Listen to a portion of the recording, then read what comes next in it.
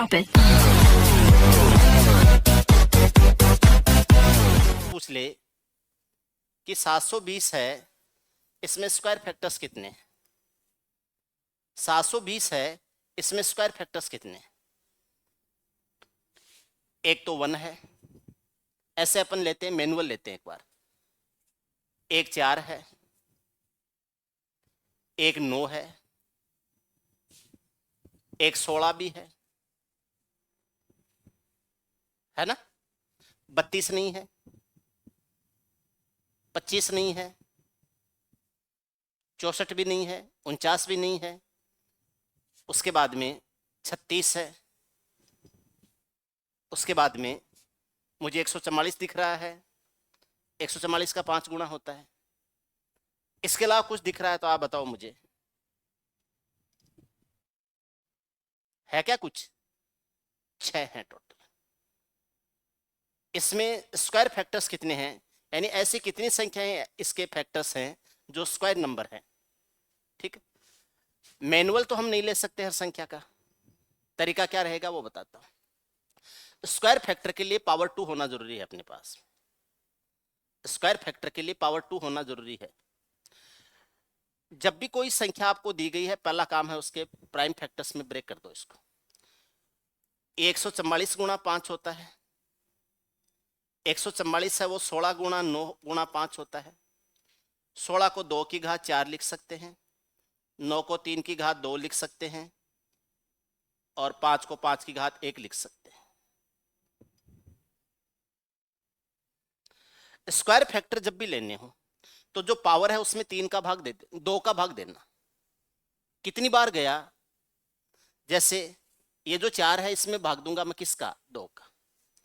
कभी भी ऐसे लिखा हुआ हो P1 की पावर N1 इंटू P2 की पावर N2 इंटू P3 की पावर N3, इस तरीके से किसी भी संख्या को फैक्टर करके लिखा जाए। P1 P2 P3 है, ये प्राइम नंबर्स हैं, और N1 N2 N3 है वो इसके ऊपर पावर है। आपको क्या करना है, N1 में 2 का भाग देना है और उसमें +1 कर देना है, N2 में 2 का भाग देना है, उसमें +1 कर देना है, और ये जो N3 है इसमें 2 का भाग देना है, +1 कर देना है। बोले सर कई बार अगर भाग पूरा पूरा नहीं जाए तो? जैसे 3 में तो 2 का भाग पूरा नहीं जाता है, तो जितनी बार जाए उतनी बार दे दो, यानी इसका इंटीजर लेना है। अब जैसे पहला पावर 4 है तो 4/2 कर दो, +1 कर दो। उसके बाद में अगली पावर 2 है तो 2/2 कर दो, +1 कर दो। अगली पावर 1 है तो 1/1 में भाग नहीं जाता है 2 का, इसलिए नहीं जाता है तो 0 + 1 ही कर दो, या लिखो ही मत उसको। 0 + 1 1 बनता है, 1 को गुणा करने से कोई फर्क नहीं पड़ता है। तो अगर पावर 2 से छोटी है तो उसको लिखो ही मत, पावर 1 है तो उसको यूज ही मत करो।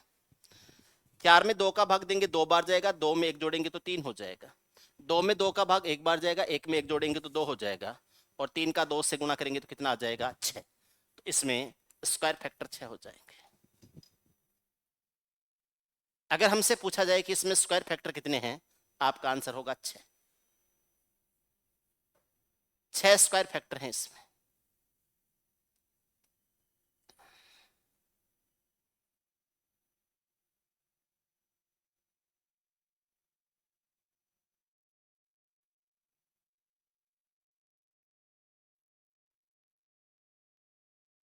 कौन कौन से हैं वो अलग बात है, लेकिन टोटल 6 हैं।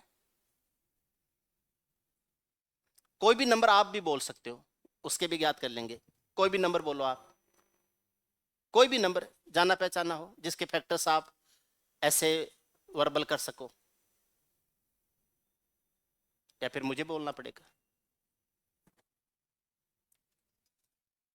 10,801 संख्या है।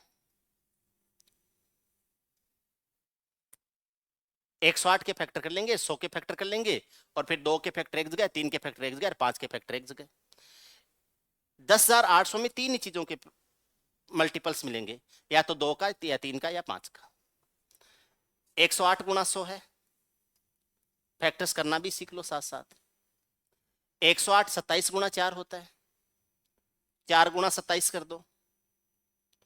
100 को 4 गुणा 25 कर दो, 4 गुणा 4 16 होता है, 16 को 2 की पावर 4 लिख देंगे, 27 को 3 की पावर 3 लिख देंगे, और 25 को 5 की पावर 2 लिख देंगे। ऐसे होंगे। 4 का 4 गुणा 16, 16 होता है 2 की पावर 4, 27 होता है 3 का क्यूब, 25 होता है 5 का स्क्वायर। 4 में 2 का भाग देंगे, 2 बार जाएगा, तो 2 + 1 कर दूं सीधा। 3 में 2 का भाग दूंगा, 1 बार जाएगा, बोले एक शेषफल बच रहा है, बच जाने दो, पूरा पूरा कितनी बार गया, 1 बार गया, तो 1 में 1 जोड़ दो। 2 में 2 का भाग देता हूं, कितनी बार गया, 1 बार, +1 कर दो, 2 रे कितना हो जाएगा 3, गुणा कितना 2, फिर गुणा कितना 2, 3 का 2 गुणा 6, 6 का 2 गुणा 12। अगर आप इसके फैक्टर्स करोगे, कितनी ऐसी संख्याएं हैं जो इसको डिवाइड करती हैं और वो पूर्ण वर्ग संख्या है, परफेक्ट स्क्वायर नंबर है, ऐसी 12 संख्याएं होंगी।